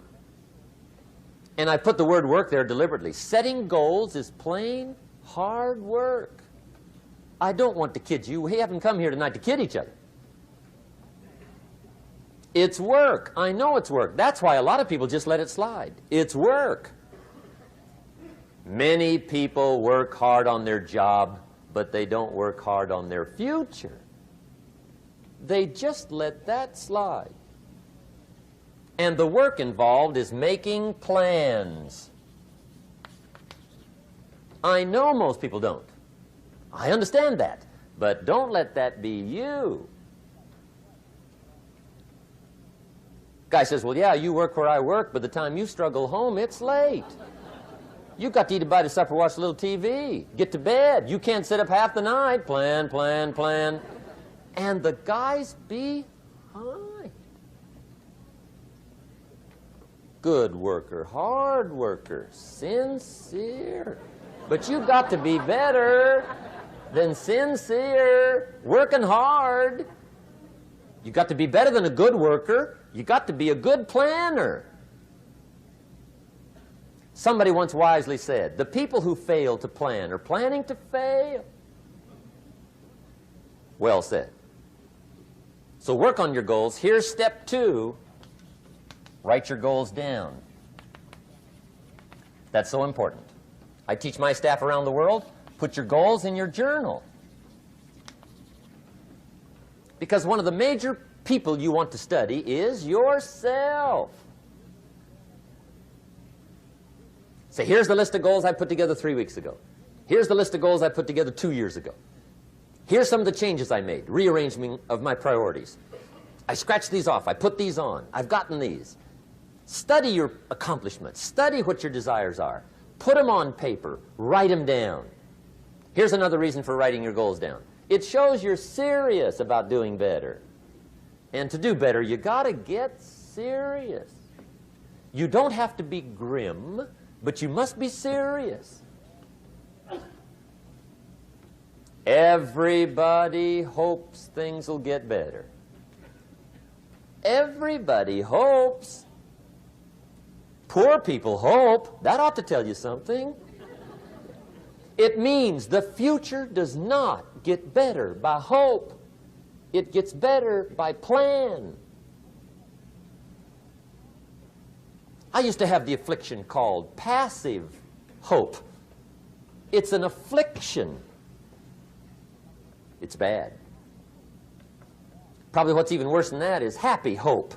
Now that is really bad. That's bad. Happy hope. The guy's 50 and he's broke and he's still smiling. See, that's not good.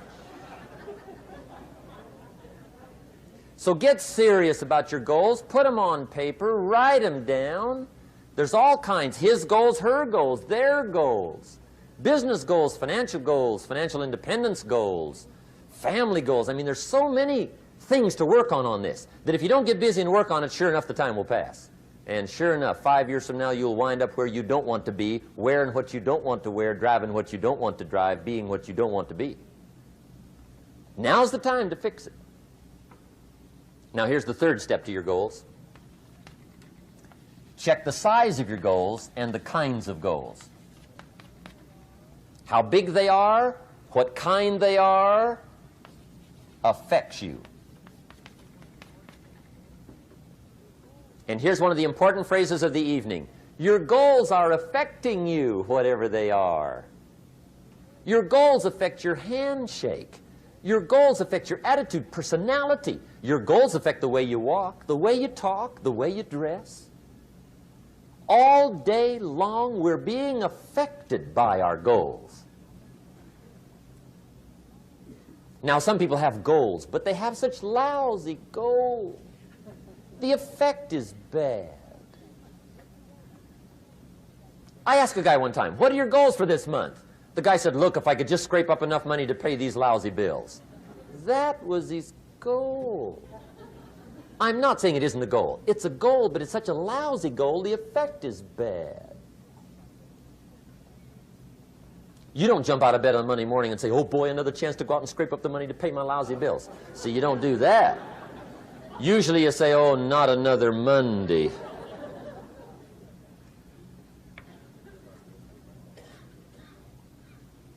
And some people have so given up on life, they have joined the thank God it's Friday club. How sad. Surely those are the same people, when life is over for them, will say, thank God it's over. Let me give you a Bible philosophy that teaches how to get whatever you want. That's the title of the next set of notes. How to get whatever you want.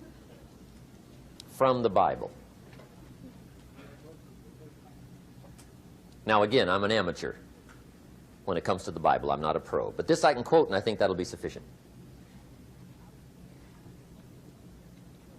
How to get whatever you want. Here's what it says if you're ready. It says, ask.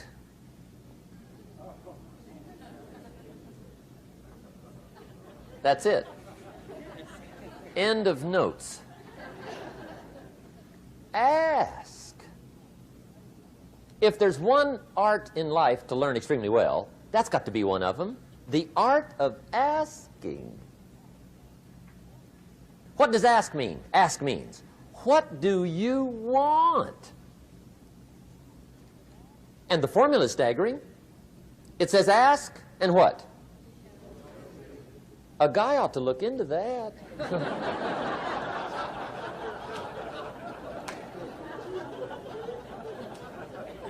He says, yeah, but you work where I work by the time you struggle home.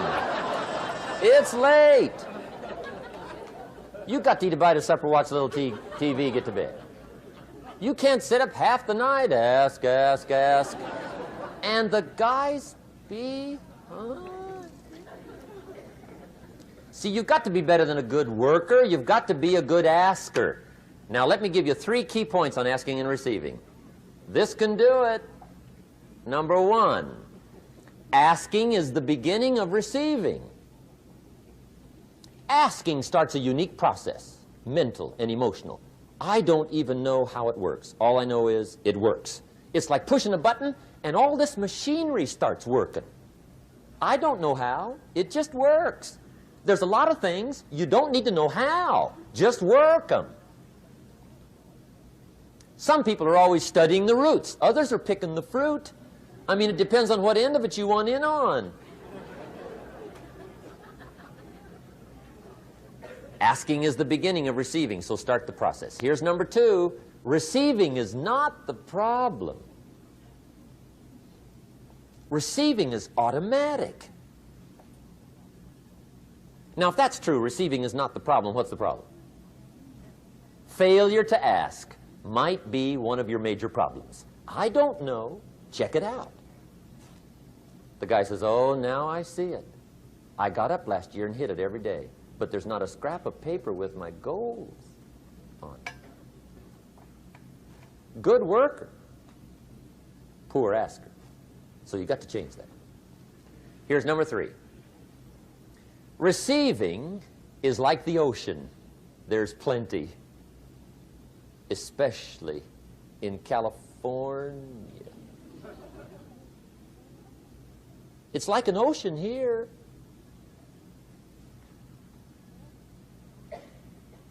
Success is not in short supply. It isn't rationed, and you stepped up to the window and it was all gone. No, no, no. It's like an ocean here.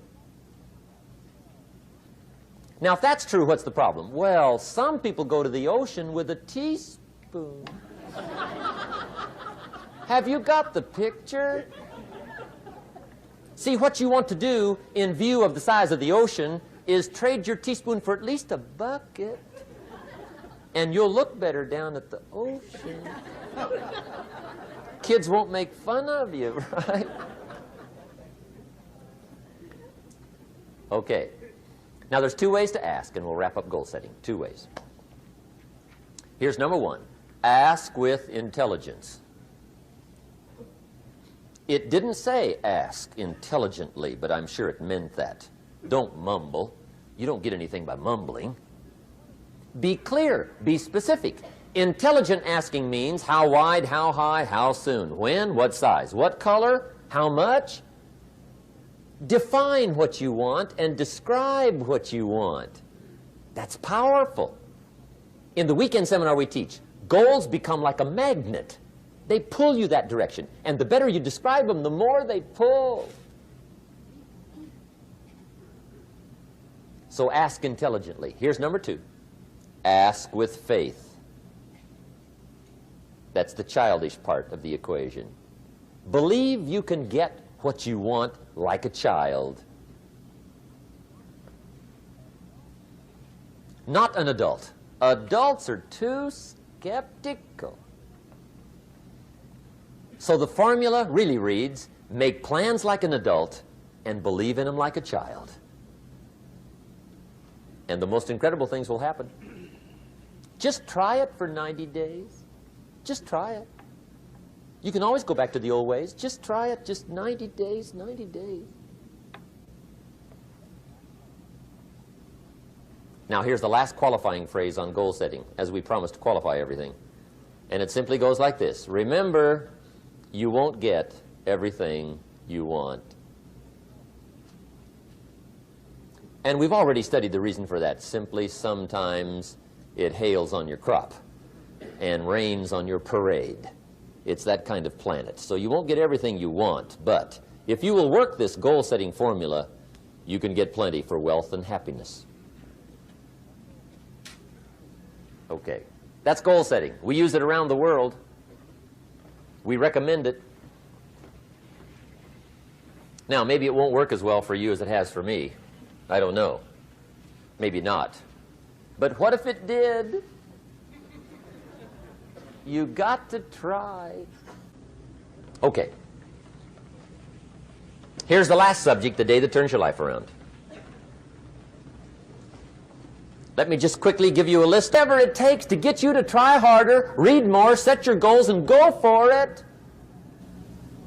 Here's the next attitude disease. Overcaution. Some people never will have much. They're too cautious. Now, you can also be too reckless, but you can also be too cautious. This is called the timid approach to life. And my caution was always the risk. Risk used to drive me right up the wall. I used to say, what if this happens? It's called the language of the poor. What if this happens? And on top of that, if this was to happen, look at the fix I'd be in. I better not try. I could always ace myself out. Then I'll tell you what changed my whole life when I finally discovered it's all risky. The minute you were born, it got risky. If you think trying is risky, wait till they hand you the bill for not trying. If you think investing is risky, wait till you get the tab for not investing. See, it's all risky. Getting married is risky. Having children is risky. Going into business is risky. Investing your money is risky. It's all risky. I'll tell you how risky life is. You're not going to get out alive. That's risky. The Englishman says, well, if that's the way it's going to work out, let's give it a go. Right, that's what it's for. Give it a go. Somebody says, yeah, but I'm looking for safety and security. Fine, then huddle in a corner. We'll cover you with a sheet, bring you 3 meals a day. And we'll protect you, feed you, look after you, care for you. We won't let anything happen to you, and you'll probably live to be 100. The guy said, well, yeah, I'd live to be 100. But what a way to live. Right. What a way to live, safe and secure. Don't ask for security. Ask for adventure. Better to live 30 years full of adventure than 100 years safe in the corner.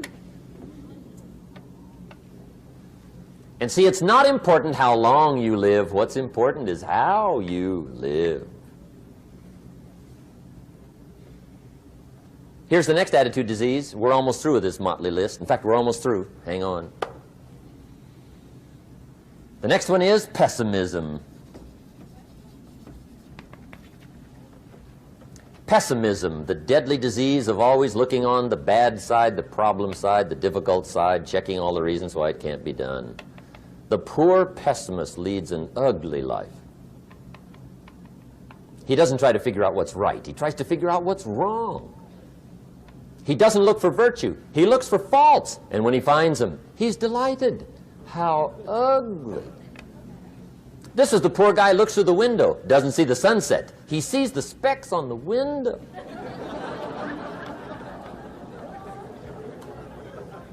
And this is the poor guy, right, who rushes up, takes such leave of his senses. This guy rushes up and he says, I've got 5 good reasons why it won't work. He's so dumb he doesn't know all you need's 1. He's got 5.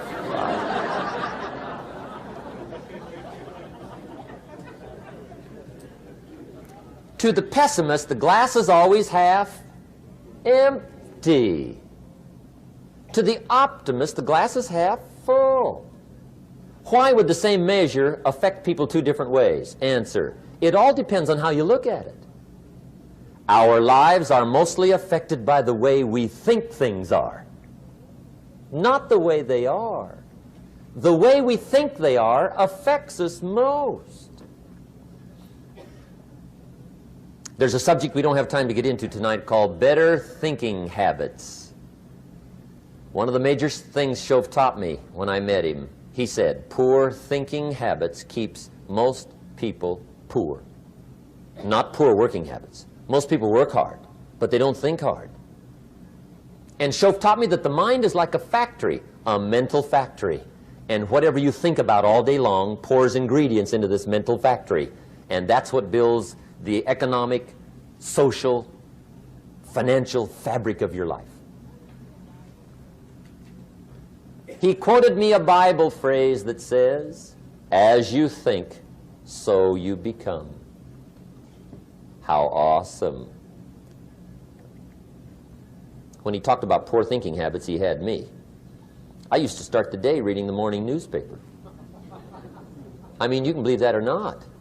I'd get a cup of coffee and read the paper. I'd load up on wars and riots and murders and stabbings and killings and bank robberies and muggings and car wrecks and tragedies.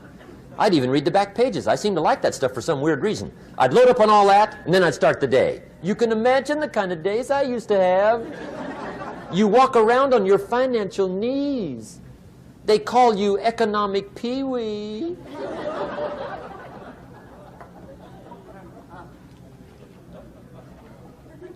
The guy says, "I want to be a great leader." Wonderful. The first thing we do is follow him to his house. When we get there, we walk in and check his library, number one. Somebody says, "Well, why check his library?" The reason is because what a man reads pours massive ingredients into his mental factory, and the fabric of his life is built from those ingredients. You would not believe what some people have got in their house to read. You would not believe. One of the best dressed up words I know for a lot of it is trash. Can you imagine dumping a barrel of trash into this mental factory every day and coming out with a rich, dynamic, positive life? It can't be done. You might as well try making a cake with cement. The kids back in Danbury, Connecticut, high school, they're asking me questions one day. I'm talking to the kids. Kids got good questions these days. One of them said to me, "Mr. Rohn, how do you build the good life?" I said, "It's simple. It's not easy, but it's simple. Here's how you build anything. Select the right ingredients, keep out the wrong ingredients, and it starts with thought." Everything starts with thought. So you must be wise and careful what you think about, because that starts everything. You got to be wise and careful. I asked the kids, what would happen if somebody dropped sugar in my coffee? They said, "Well, you'd be okay." I said, "What if somebody dropped strychnine in my coffee?" They said, "Well, you'd be dead." I said, "Correct. Lesson one. Life is both sugar and strychnine. You gotta be careful." I said, "What if my worst enemy drops in the sugar?" They said, "Will you be okay?" I said, "What if my best friend, even by accident, drops in the strychnine?" They said, "Well, you'd be dead." I said, "Correct. Lesson two. Watch your coffee."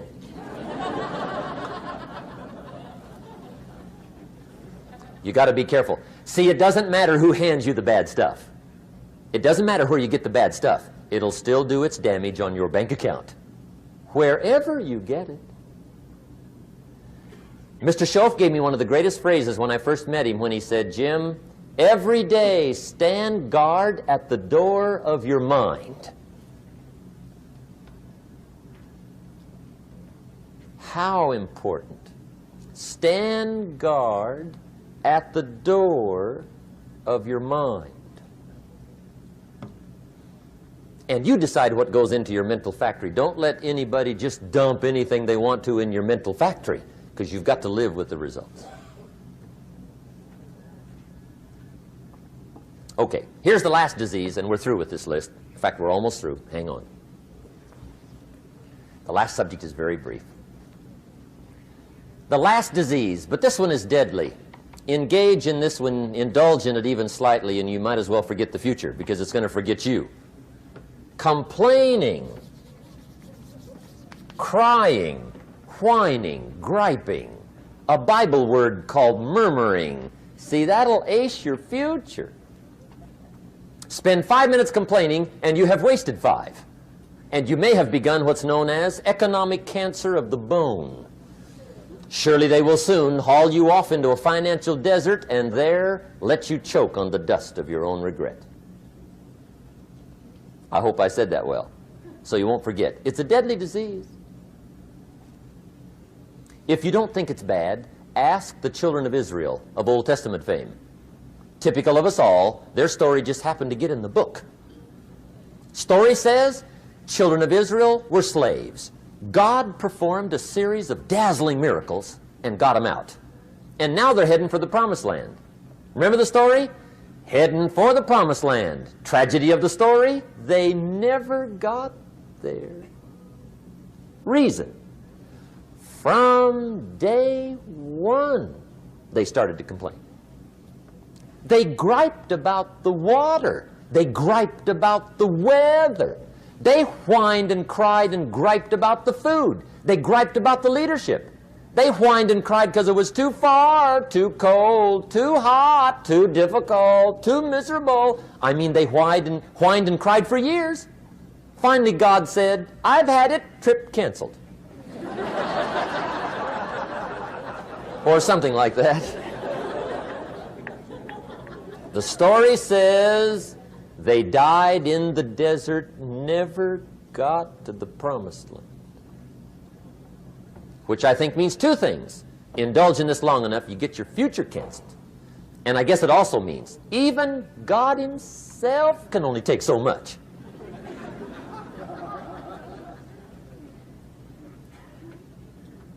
Okay. Just be on the lookout of the things that can destroy all the good you start. The war is on. And this evening, tomorrow, mentally, personally, socially, economically, you got to make sure you're winning the war. And this is part of it.